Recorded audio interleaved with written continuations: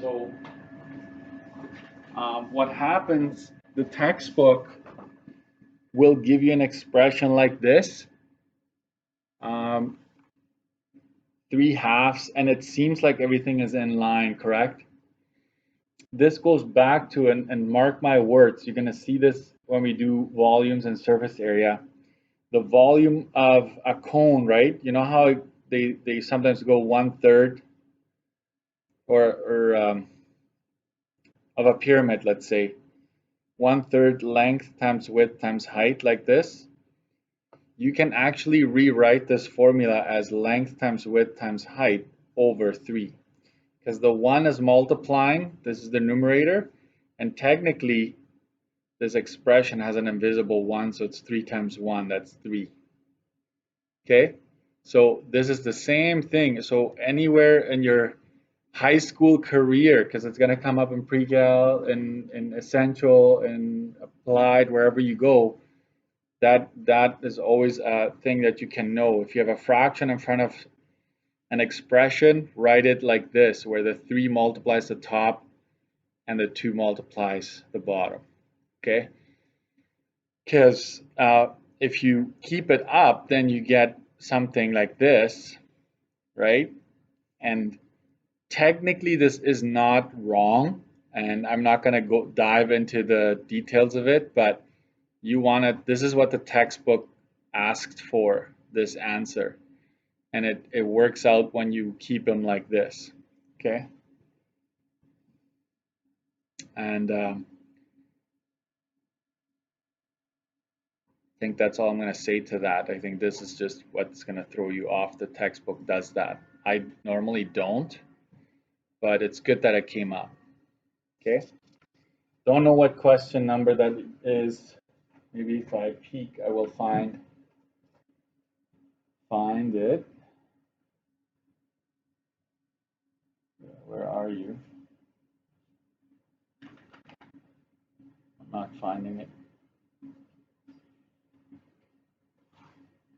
Oh, yeah, 11D. This is 11D, in case you're wondering. Yeah, they wrote it like this actually. 3/2 m minus 2n minus 3, all of that to the -4. Okay, and so yes, you're completely, you can actually do this. You can just extend it like that and just assume that the 2 is in the denominator, the 3 is in the numerator. Okay, this is acceptable. All right. Let's go to this handout, and then we'll continue in our notes in a little bit. I just wanted to take a few moments to just go over some of these questions, right?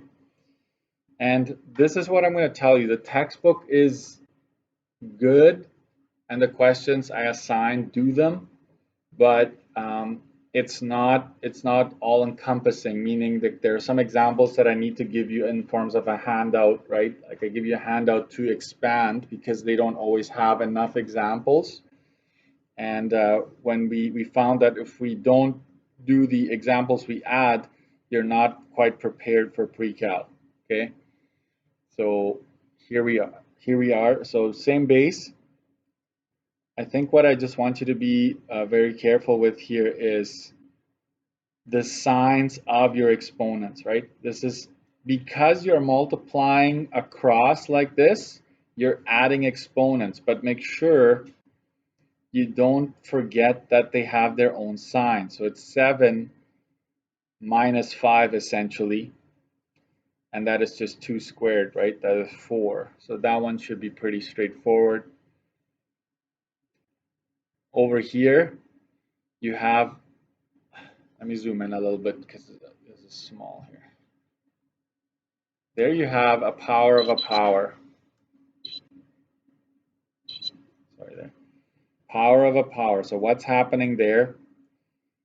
Oftentimes when you have that, you want to multiply them like that because you know this is an evaluate type of question. But here you have to be very careful because that 2 is not applying to the negative. It's only applying to the number 2 here. So what I would do is I would say this is negative 4 cubed, right? I just apply the 2 to the base 2, you get 4 negative. And then negative 4 cubed. 4 cubed we know is 64. And because it's an odd power, it's going to be negative. I'll make a note here, okay? Negative 1 to the power of 1001. What is that going to be? My final answer. Is it going to be positive or negative? Negative, right? Because 1001 is an odd power, so this is equal to negative 1. If you have negative 1 to the power of 1000, that's even. That would be a positive 1, right? So even and odd, right? The exponent makes the difference, okay? So remember that. Same with root, right? Root, you can't take the root of a negative if it's an even index. You can only take the root if it's an odd index, okay?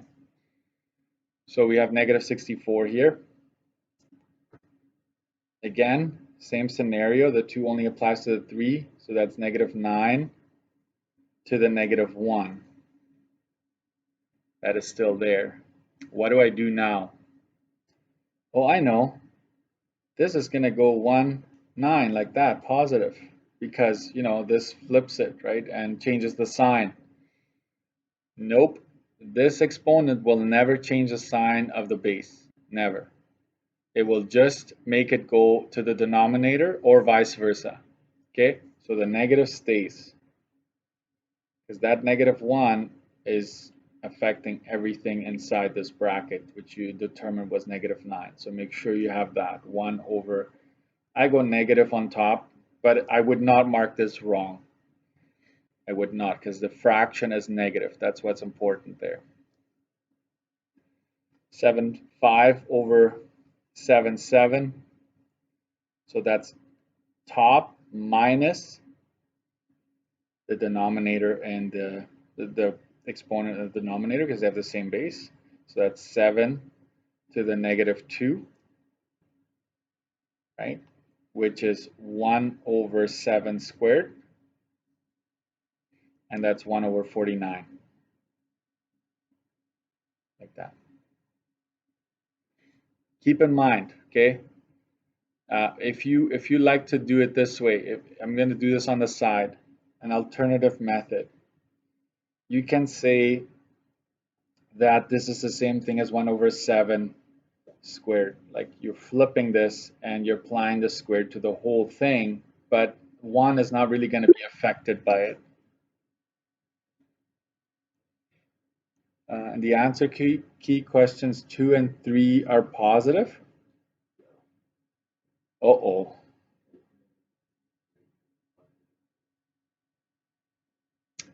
Well, I didn't make the key, but this 2 is only affecting the 2. Remember I told you that? If this 2 had been outside the bracket, it would have affected, there would have been negative 2 times negative 2, which is positive. So I need to change that. If that is true, I borrow worksheets from other teachers all the time. Okay, and maybe this is I need to make sure 2 and 3. Thank you for letting me know. 2 and 3 should be negative. Okay. I will check 3 one more time. Good catch, Angie. I'm gonna check 3 just to make sure. Yeah, no, same thing. Same thing. Yeah, it's only the 3. I've been teaching that, right? I've been teaching you that if it's just like that, this negative is not affected by the square.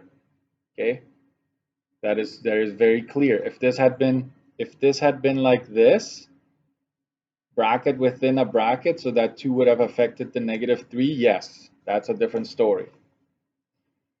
Okay, so it's those little things that we need to watch out for, and I'm glad I caught it. I need to change the answer key. Thank you for that. Okay, next here, this is just a positive 2, so that'd be 4 over, there it is. This is going to be positive 25, right? Because the 2 is affecting, it's literally putting the negative 5 inside a bracket and then squaring it, so that's positive 25. Is that what the answer key says? Yeah. Okay.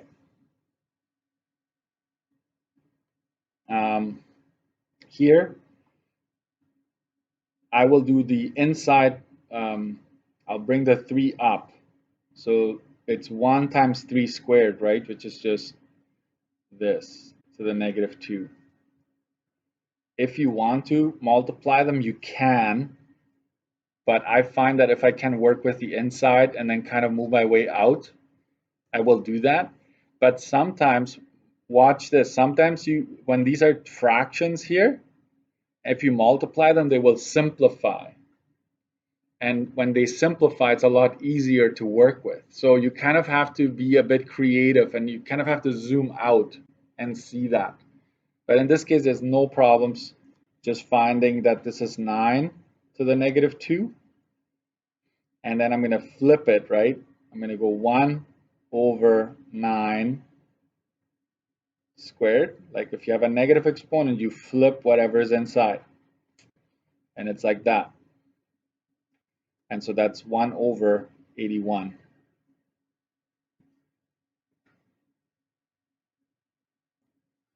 This one was interesting, right? I'm going to rewrite this as 2x to the 5 y squared. And I'm going to get rid of that equal sign, minus 4x squared, right? X times x is x squared, y to the 4. And I notice that there are no exponents affecting those brackets, so now I can multiply across. Negative 8, x, 5 plus 2, right? That's 7, y 6. There it is.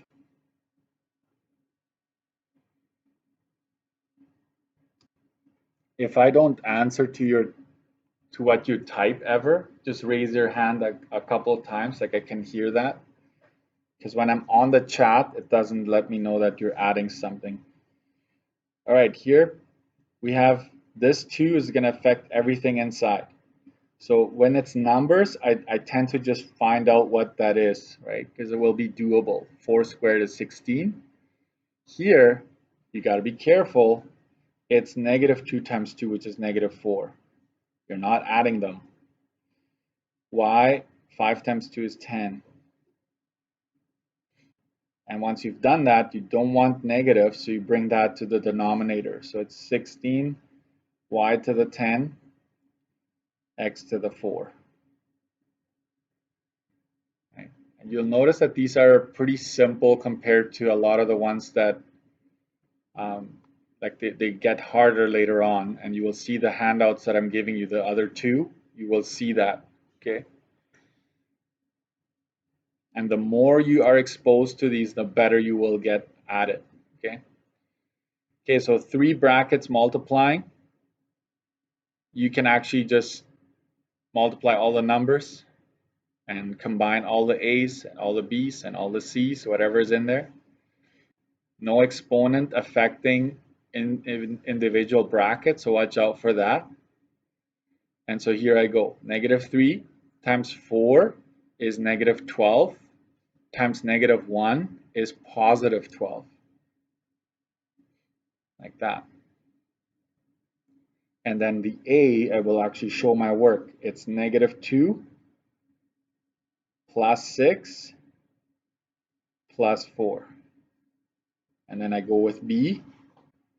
It's 10 minus 9, because it's plus negative 9, which is minus 9, plus 2. And that gives you 12. Here we have 10 minus 2, that's 8. Sorry, that's an A there. 8 to the 8. B, this is 1 plus 2 is 3, right? B to the 3. No negative exponent, so that's it.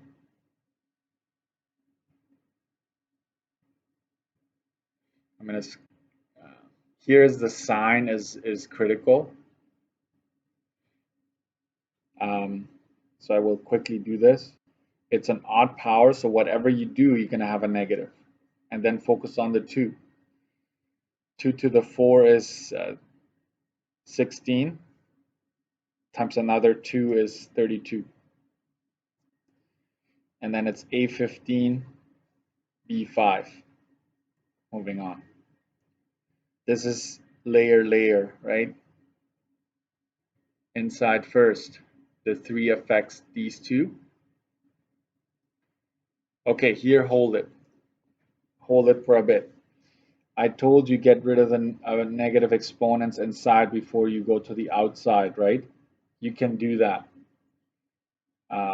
You can also just choose to multiply first and then do that. It's still going to be consistent. But since I taught it that way, I will do this. Right, I'll bring the negative 2 down, and that's 3, and then square bracket 4. Whoa, right? What's that?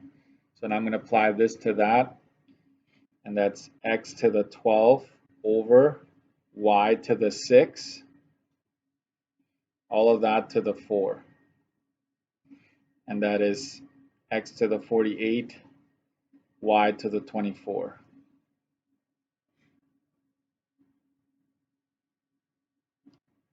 I think I'm going to skip that.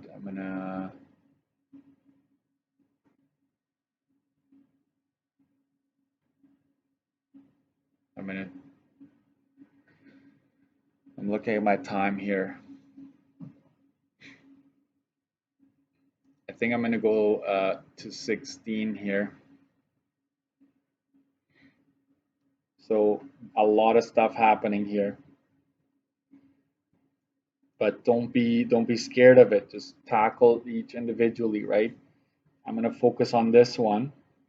If I look at it, there's nothing I can do. I can't simplify coefficients.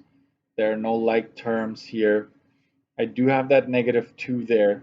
So if you want to tackle it right away, bring it down, you can do that. Okay, so I'm probably going to run out of room here. You know what I'm going to do is I'm just going to apply this power and flip the whole thing. So it's 3b cubed over 5x7 x to the negative z7, sorry, x to the negative 2, right? So I brought everything up, down, and vice versa. I flipped it, and that's still squared. And then I have on the other side, there's nothing really I can do. If you want to, you can bring that z up and leave the 2 downstairs like that. Right, I brought the z negative 4. I brought that up already because that was fairly simple to do. And now I need to apply that power first. So this turns into 9b to the 6 x to the 4. Watch what I did. I brought the x2 up and I multiplied the exponents. That's x to the 4 over 25 z14. And that whole thing is multiplying 15x to the 8 b4 z4 over 2. And I'm going to need loose leaf on this one for sure.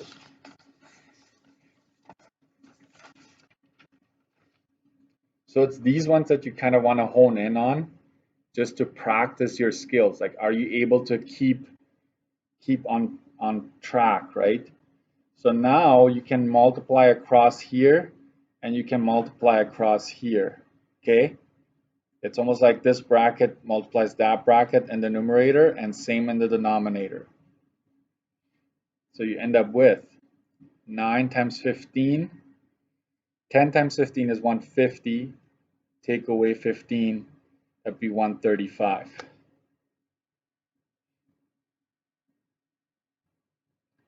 and then I see this x and that x here. This would be x. You're adding powers now. That'd be x12. And then b and b, that's b10. And then there's a z here and a z there. So how do you do this? Right? What I would do is I would go z to the 4, the one that's up here, minus 14. Because it's almost like as if they're all this is a big denominator and a big numerator. Okay, so you've also combined the z's by doing that. And then you go all of that over 25 times 2, which is just 50. And I'm going to do some cancellations here. 5 goes in here 10 times. 5 goes in here 27 times.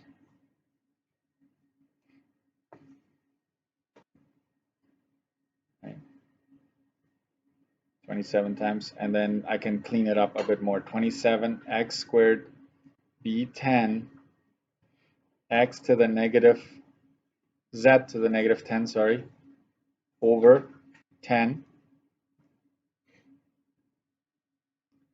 And that is then 27x squared b10 over 10 z. I'm going to bring that down to the 10.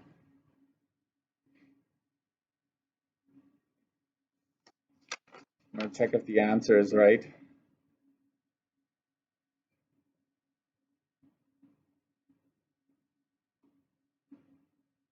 It says x12. What did I do wrong? Oh, there's a 12 there, and all of a sudden it miraculously turns into 2. So my bad. Sorry. You would lose half a mark there just because of that. So be careful. I'm going to stop there. And I'm going to ask you to do the following worksheets for homework.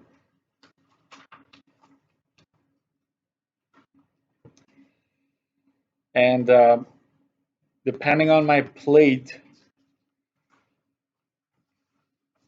I will first ask you to do this worksheet. Okay, so write down homework there for Monday. Okay, because Monday is our last day before we write our test. Okay, we start writing our test. So this is homework for Monday. So know how to do this? Yeah.